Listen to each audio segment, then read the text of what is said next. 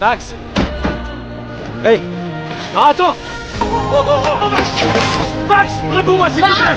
Les pompiers sont rapidement arrivés sur les lieux. Ils ont systématiquement vérifié chaque tuyau d'évacuation le long du réseau d'égouts. Finalement, leurs efforts ont porté leurs fruits. L'empreinte de la main d'un garçon est apparue sur la paroi d'un tuyau d'égout et ils ont rapidement localisé un regard d'égout par lequel un jeune garçon aurait pu passer. Le capitaine a demandé à Maya d'enfiler son équipement et de se préparer à descendre rapidement pour le sauvetage. Contre toute attente, l'équipement a mal fonctionné. À ce moment-là, des cris à l'aide ont résonné dans les égouts. Sans hésiter un instant, Andy s'est précipité dans les égouts. À l'intérieur, Andy s'est efforcé d'attraper le garçon, mais le courant torrentiel l'a déséquilibré. Le temps qu'elle se libère de l'eau sale, le garçon avait disparu sans laisser de traces. Là, tu nous as fait perdre du temps. Je me devais d'essayer. Non, t'avais juste à te mettre sur le côté et à me laisser faire.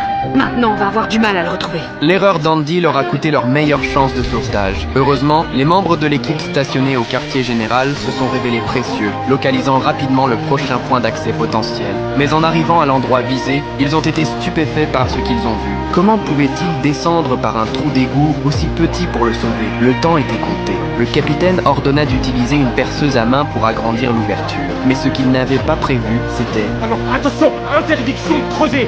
Juste sous vos pieds, il y a du gaz. Qu'est-ce qu'on va pouvoir faire maintenant?